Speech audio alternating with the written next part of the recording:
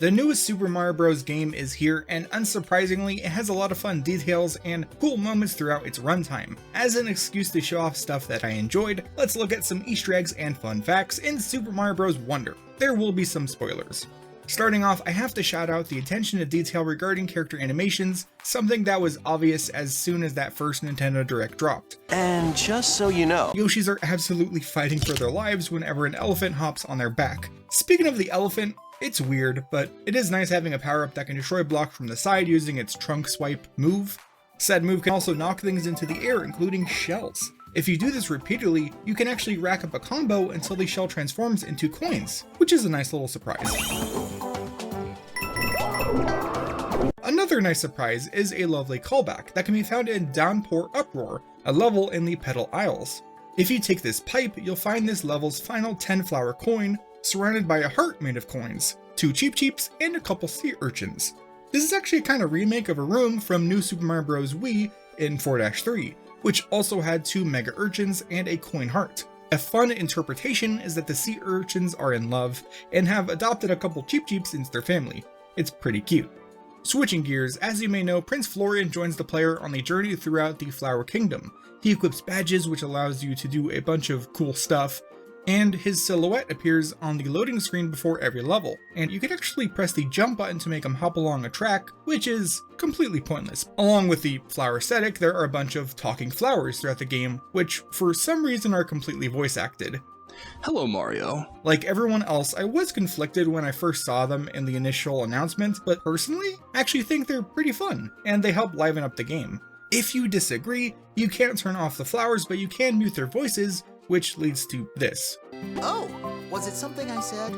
Anyways, since I think the flowers are fun, I want you to know that they actually have idle dialogue, which will only play if you wait a while after activating one of them. Oh, maybe it's time for a break. I'm not one to rush.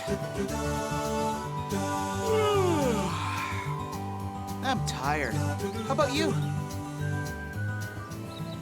Sometimes it's nice to space out. I'm a big fan myself. Am I allergic to me? The flowers will also comment on when the player does something right or wrong. One of my favorite examples can be found in the level Rolling Ball Hall found in World 4. This has a wonder section where you collect wonder tokens while running and sliding away from gigantic spiked balls.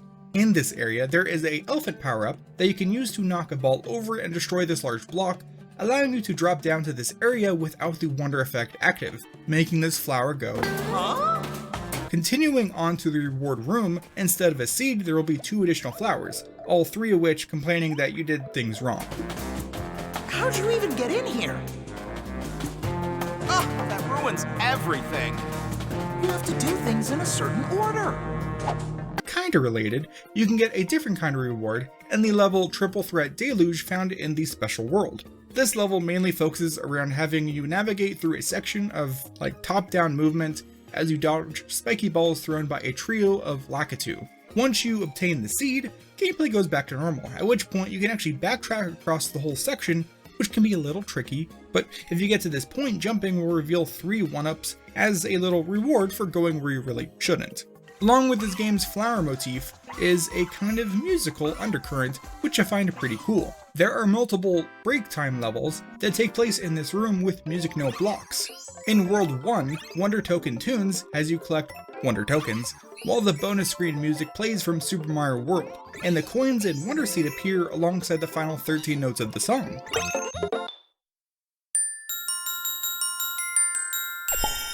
In World 4, Bouncy Tunes features the Delfino Plaza theme, which is always nice to hear.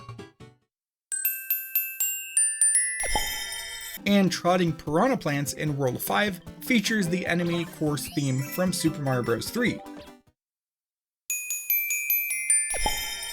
Love that sound. A bit different in layout, but otherwise similar, is Raise the Stage, also in World 4, which has you jump along to the rhythm, starting with the from the secret course theme from Mario Sunshine, which plays in full once you raise the stage. While we're at it, shoutouts to the bonus level Coins Galore, which appears whenever you get a game over with less than 100 flower coins, or randomly after beating the final battle against Bowser.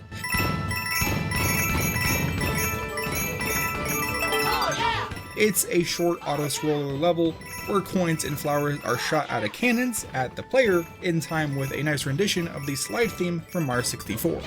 There are also a number of full-length levels that have Wonder Flower sections where music is the focal point, like the Piranha Plants on Parade in World 1.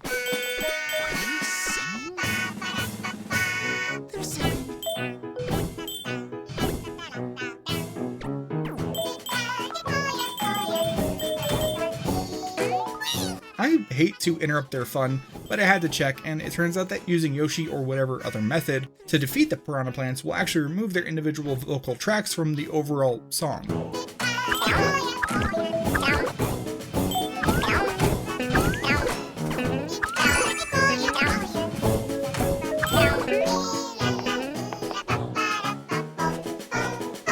Kinda similar, the Boo Opera section that takes place in the Light Switch Mansion will sound different whether or not you look away or towards the boos while they're singing.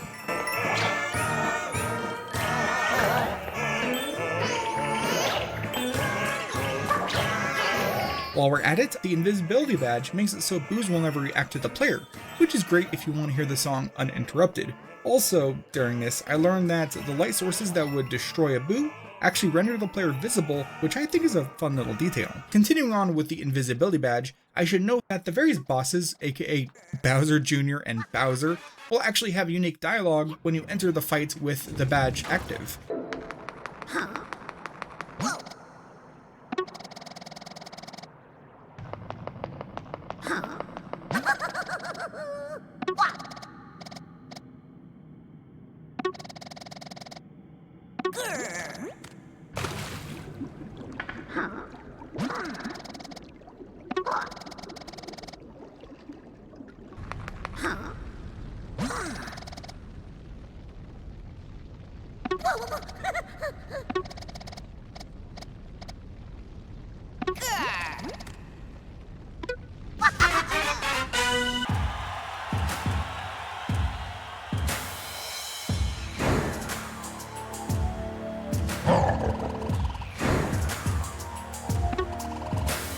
Oh, and for the final fight, Bowser will actually call out to Princess Peach if she's present, even if she's invisible.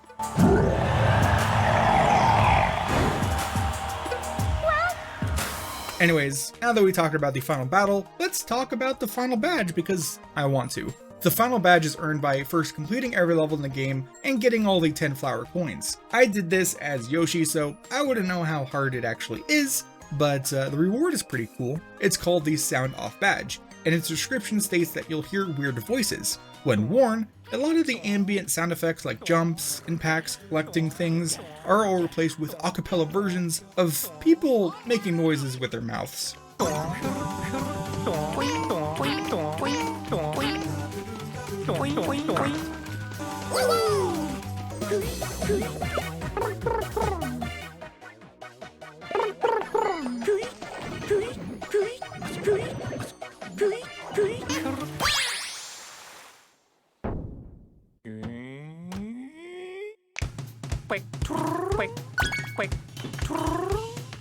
Tough choice.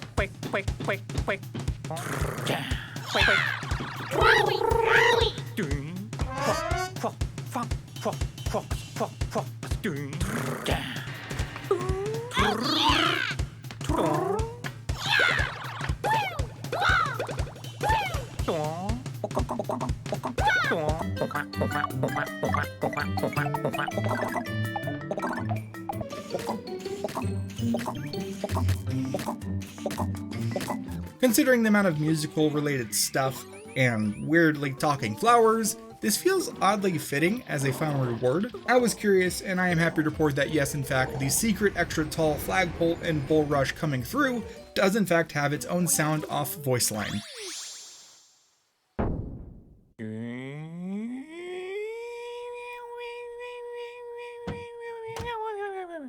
Much like that level, I think we'll end the video here. Big thanks to my channel members for their support, it really means a lot. If you enjoyed this video, why not leave a like, maybe subscribe, and check out some of my other content. I have plenty of videos on Mario, other Easter egg stuff, all that jazz. Let me know in the comments down below if there's anything I missed or didn't talk about, and I'll see you in the next video. Bye-bye.